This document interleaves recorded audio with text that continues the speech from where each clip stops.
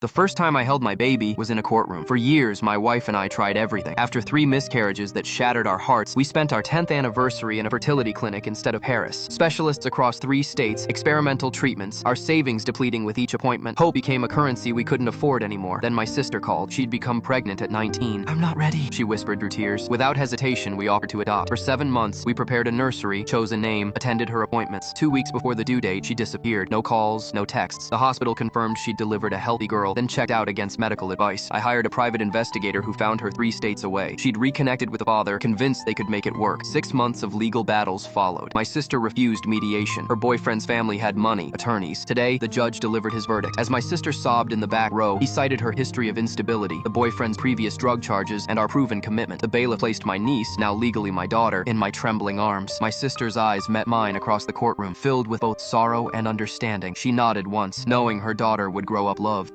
My dad kicked me out at 16, but karma hit him hard years later. It started when my stepmom moved in. She hated that I looked just like my real mom, so she started making up lies about me stealing her jewelry and money. My dad believed every word. One night, I came home late from my part-time job at the grocery store. My bags were on the front lawn, and the locks were changed. My stepmom watched from the window, smirking, as I stood there in tears. Thank God for Mrs. Martinez next door. She took me in that night and helped me finish high school while working 2 jobs. It was tough, but I made it through and even got accepted to college on a scholarship. 10 years later, I'm a successful accountant. That's when my dad showed up at my office, looking broken. Turns out my stepmom had emptied their accounts and disappeared with his business partner. He'd lost everything. He wanted to move in with me until he got back on his feet. I just smiled and said, "Sorry, but I don't have any room. Maybe try putting your bags on someone else's lawn?" The look on his face was priceless. He started crying, saying he was sorry, that he should have believed me. But I just turned back to my computer and said, "Mrs. Martinez might help. She's good at taking in strays. Sometimes karma takes its time, but it always delivers." Last I heard, he was living in a cheap motel while my stepmom enjoyed his beach house. Meanwhile, I just bought my first home next door to Mrs. Martinez. Life has a funny way of working out. I found out my school's no phones policy backfired in the most epic way possible. Our new principal was obsessed with banning phones. He installed metal detectors and made everyone drop their phones in locked boxes every morning,